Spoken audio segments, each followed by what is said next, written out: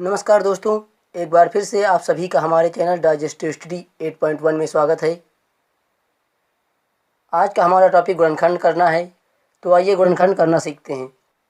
प्रश्न की ओर बढ़ने से पहले आपसे रिक्वेस्ट है कि आप वीडियो को अंत तक देखते रहें ताकि आप गुणनखंड से संबंधित सारे बिंदुओं और तरीकों को अच्छे से समझ सकें। तथा आपसे यह भी रिक्वेस्ट है कि आप चैनल को ज़रूर से ज़रूर सब्सक्राइब कर लें ताकि मुझे प्रेरणा मिल सके और मैं अच्छे से अच्छे टॉपिक पर वीडियो लाता रहूं और आप उनसे ज्ञान प्राप्त करते रहें। तो चलिए गुणनखंड करना सीखते हैं। तो आज हम केवल द्विघात समीकरण के गुणनखंड करने के बारे में सीखेंगे। तो आइए सीखते हैं। गुणनखंड करने से पहले एक चीज़ सीख लेते हैं। तो वो चीज़ ये है कि हर एक टर्म के पीछे या पद के पीछे या आगे सदैव उसके गुणे में एक होता है और उसके बटे में भी आपका एक होता है, क्योंकि एक से गुणा करने पर ना तो उसके मान में परिवर्तन होता है और ना ही एक से भाग करने पर उसके मान में परिवर्तन होता है। तो आइए अभी देखते हैं अपने गुणनखंड को। तो आपने द्विघात समीकरण पढ़ी हुई है कि ax² + bx + c = 0। यही होता है हमारा द्विघात समीकरण का व्यापक रूप। और हम द्विघात समीकरण यानी चर की अधिकतम घात जिसमें 2 होती है उन्हीं का गुणनखंड करना आज सीखेंगे। तो आइए अब सीखते हैं अपने गुणनखंड को, आप किस उसको कर सकते हैं। तो हमारे पास एक है क्वेश्चन जो है x² + 7x + 10। हमें इसका गुणनखंड करना है। तो मैंने जैसा भी बताया कि हर चीज़ के गुणे में अगर कुछ नहीं तो उसके सामने आप प्लस होता है और उसके गुणे में एक होता है और उसके भाग में भी एक होता है, क्योंकि उसके एक से गुणा करने पर और एक से भाग करने पर उसके मान में कोई परिवर्तन नहीं होता है। तो यहाँ पर देखा जाए तो हम क्या करते हैं, सबसे पहले अब यहाँ पर देखा जाए तो x² का गुणांक आपका 1 है, क्योंकि कुछ नहीं इसका मतलब गुणे में एक ही होगा।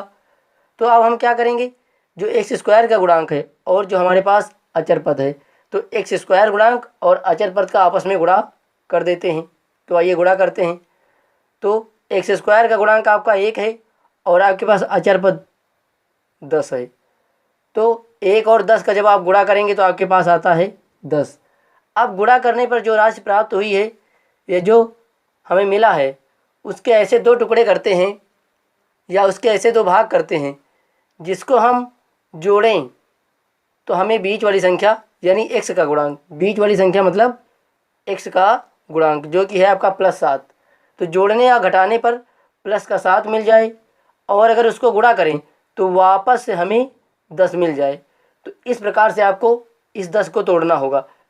x² के गुणांक का गुणा अचर पद से करेंगे और अचर पद से करने के बाद आप उस जो मान को प्राप्त होगा उसके ऐसे 2 खंड या ऐसे 2 भाग करेंगे जिनका योग या घटाने पर या जोड़ने पर प्लस का 7 मिले और अगर उनको फिर से गुणा करें तो फिर से आपका 10 मिल जाए।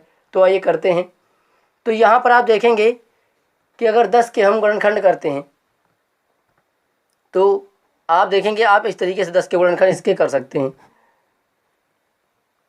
2 से काटेंगे तो 2 पंचे 10 हो जाएगा और 5 से काटेंगे तो 5 एकम 5, यानी 10 के जो गुणनखंड हुए वो हो गए 2 × 5, यानी कि हमने 2 टुकड़े 10 के किए, 2 और 5।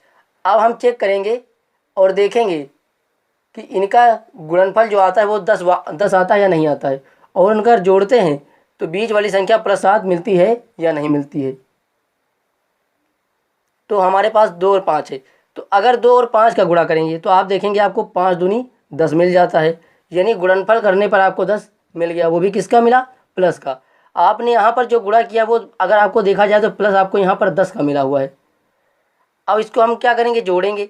तो अगर 5 और 2 को जोड़ देते हैं तो 5 और 2 को जोड़ेंगे तो आप देखेंगे आपको 7 मिल जाता है, जो कि बीच वाली संख्या है तो वो किसके साथ मिलेगी, प्लस के साथ मिल जाएगी। यहाँ पर चिन्ह भी बहुत इंपॉर्टेंट रोल रखता है। अगर आपका चिन्ह भी विपरीत आ गया तो भी आपका आंसर मैच नहीं करेगा। जैसे कि आपने जोड़ा तो यहाँ पर ज़रूरत इस बात की है आपको प्लस का 7 लाना है, बीच वाली संख्या चिन्ह के साथ में आनी चाहिए। अब आप चाहे उसके लिए जोड़ें या उसके लिए आप घटाएं, ये आप अपने हिसाब से सेट करेंगे कि आपको जोड़ना है या घटाना है। तो हमने गुणा करके देखा तो हमारा 10 आ गया और जोड़ करके देखा तो हमारे पास प्लस का 7 आ गया, यानी अब हम इसके गुणनखंड आगे कर सकते हैं, क्योंकि फाइनली हमारा यहीं पर आंसर आ जाता है। इसके बाद तो केवल औपचारिकता बचती है कि हमें प्रश्न को हल करना है।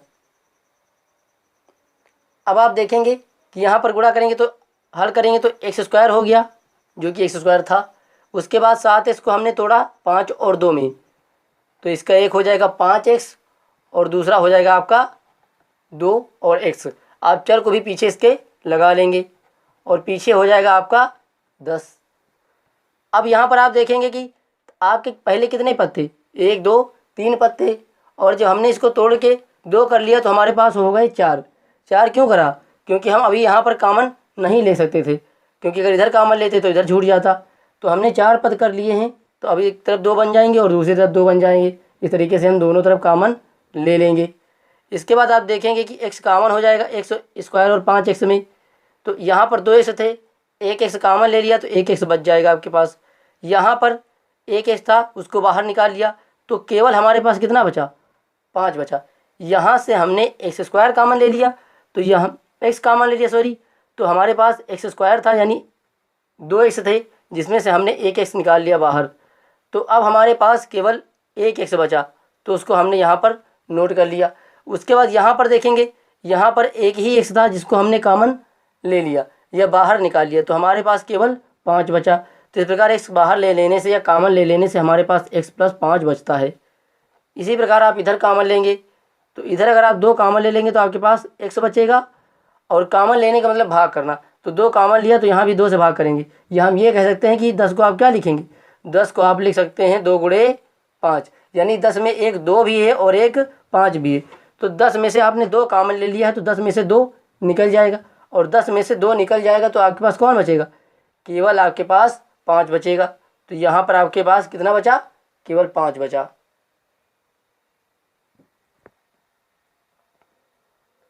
अब आप देखेंगे कि यहाँ पर दोनों साइड में x + 5 और x + 5 फिर से कॉमन हुआ।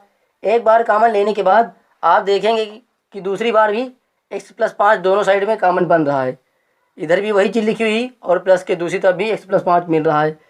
तो जो दोनों पक्षों में हो उसे हम फिर से कॉमन ले सकते हैं। तो यहाँ पर हम x + 5 फिर से कॉमन ले लेंगे, तो हमारे पास इधर से x बचेगा ये वाला, और इधर से आपके पास बचा +2, तो इधर से आपका +2 बचा, तो इसको नोट कर लिया। इस प्रकार आपने देखा कि आपका गुणनखंड x + 5 आ गया और दूसरा x + 2 आ गया। तो इस प्रकार से इसको आप चुटकियों में हल कर सकते हैं। अब आइए एक और देखते हैं, जिससे आप और अच्छे बेहतर तरीके से उसको समझ सकें। हमारा दूसरा समीकरण दिया हुआ है x² + 5x + 6। यहाँ पर इसका गुणनखंड करेंगे, तो जैसे पीछे किया गया था उसी प्रकार यहाँ भी करेंगे।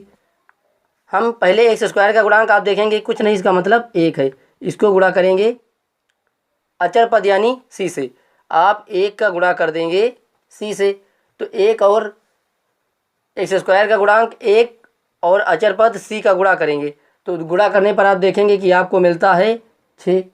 अब जो 6 मिला हुआ है उसके इस प्रकार से 2 खंड करेंगे कि जोड़ने या घटाने पर आपको बीच वाली संख्या 5x प्लस की प्राप्त होनी चाहिए। चिन्ह भी ध्यान में रखना है कि प्लस का 5x आना चाहिए। उसके बाद अगर उनको गुणा करें, जिन 2 खंडों को हम करेंगे, तो आपको फिर से +6 या +6 आपको प्राप्त हो जाए। तो आइए देखते हैं। तो यहाँ पर आप देखेंगे कि 6 के जब हम गुणनखंड करते हैं, तो जब हम 6 के गुणनखंड करते हैं तो आइए इस तरीके से गुणनखंड कर लेते हैं। 2 तिहाई 6 और 3 एकम 3। इस प्रकार हमने देखा कि हमको 6 के 2 गुणनखंड मिलते हैं, 2 और 3। एक 2 मिला और एक 3 मिला, यानी 6 के हमने 2 टुकड़े 2 और 3 कर लिए। अब इसको जोड़े या घटाएं तो आपका कितना आना चाहिए, प्लस का 5 आना चाहिए। तो आइए जोड़ कर देखते हैं। तो 2 और 3 को जोड़ेंगे तो देखेंगे आपके पास 2 और 3 कितना हो जा रहा है, 5 हो जा रहा है, यानी कि जोड़ने पर तो आपको 5x मिल गया, यानी बीच वाली संख्या आ गई। अब इनका गुणा करके देखते हैं वहाँ पर 6 प्राप्त होता है या नहीं। तो 2 और 3 का गुणा करेंगे, 2 × 3, 2 तिहाई 6। तो आपने गुणा किया तब आपको गुणा वाली संख्या प्राप्त हो गई। तो यानी कि अब आप गुणनखंड बहुत आसानी से कर सकते हैं। यही आपको गुणनखंड में देखना होता है कि अगर जोड़ने या घटाने पर बीच की संख्या अर्थात x का गुणांक वाली संख्या चिन्ह सहित आ जाए, और उसके बाद गुणा करने पर जो संख्या गुणा करने पर प्राप्त हुई थी उन दोनों का गुणा करने पर वो संख्या प्राप्त हो जाए, तो बस आपका सवाल वहीं पर हल हो जाता है। इसके बाद तो केवल आपको हल करना रहता है बस। तो आइए करते हैं। एक्स स्क्वायर है यहाँ पर, और 5 को आपने किस में तोड़ा, 2 और 3 में तोड़ा है, तो यहाँ पर 2 + 3 लिख सकते हैं। और यहाँ पर पीछे आपका एक्स है तो एक्स को लिख लिया, प्लस का पीछे 6 था उसको लिख लिया। इसके बाद अब आपको हल करना होगा। एक्स को अंदर गुणा करेंगे तो एक्स को 2 से करेंगे तो आपका 2x आ जाएगा, एक्स को 3 से करेंगे तो आपका 3x आ जाएगा, और प्लस का 6 हो जाएगा। अब यहाँ पर आपको कॉमन लेना होगा, तो जो उभयनिष्ठ होगा वही को लेंगे हम। तो हम देखेंगे यहाँ पर एक्स स्क्वायर, यहाँ पर एक्स, छोटी घात हमेशा कॉमन होती है। यहाँ पर एक्स कॉमन ले लेंगे तो यहाँ पर एक्स की घात 2 का मतलब यहाँ पर 2x थी, जिसमें से हमने एक कॉमन ले लिया एक्स, तो एक एक्स हमारे पास बच जाता है। इधर देखेंगे एक ही एक्स था जिसको हमने कॉमन ले लिया, तो हमारे पास केवल 2 बचता है। उसके बाद इधर देखेंगे, इधर 3 कॉमन हो जाएगा आपका। 3 कॉमन होने के बाद आप देखेंगे कि यहाँ पर आपने 3 निकाल लिए तो आपके पास केवल एक्स बचा। उसके बाद आप देखेंगे कि 3 कॉमन लिया है तो 3 से 6 को भाग करेंगे तो कितनी बार जाएगा, 3 दूनी 6, 2 बार गया, तो यहाँ पर 2 लिख लेंगे।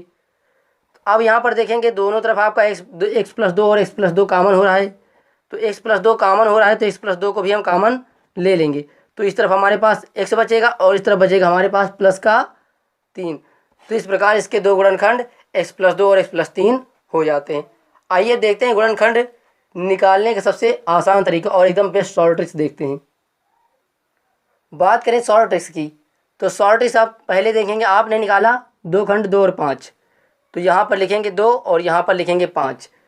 उसके बाद आप एक्स स्क्वायर का जो गुणांक है उससे इसको भाग कर देंगे। तो एक्स स्क्वायर का गुणांक आपने देखा कुछ नहीं, इसका मतलब 1 था, तो आप 1 से भाग कर देंगे, इधर भी और एक इधर भी, तो 1 से भाग करेंगे तो 2 ही आएगा और ये 5 आएगा, क्योंकि 1 से भाग कर तो वही संख्या प्राप्त होती है। उसके बाद आपको चिन्ह बदलना होगा, तो आप चिन्ह बदल लेंगे, ये माइनस की हो जाएगी और ये भी माइनस की हो जाएगी। इस प्रकार से आप देखेंगे कि आपके दो जो मान प्राप्त हुए प्राप्त हुए हैं -2 और -5। तो इस प्रकार से भी आप इसको हल कर सकते हैं। ये आपका शॉर्ट ट्रिक्स है। पहले आप गुणा करके उसके 2 खंड करेंगे, फिर एक्स स्क्वायर के गुणांक से आप भाग कर देंगे, और भाग करने के बाद आपका चिन्ह विपरीत कर देंगे। अगर प्लस का होगा तो माइनस का कर देंगे और माइनस का होगा तो प्लस का कर देंगे। इस तरीके से आप शॉर्टकट में उसका आंसर प्राप्त कर पाएंगे कि उसके गुणनखंड क्या हो सकते हैं। तो यहाँ पर आप देखेंगे कि -2 आया तो ये क्या हो जाएगा, x + 2 हो जाएगा, x की ओर भेज देंगे तो x + 2 मिल जाएगा।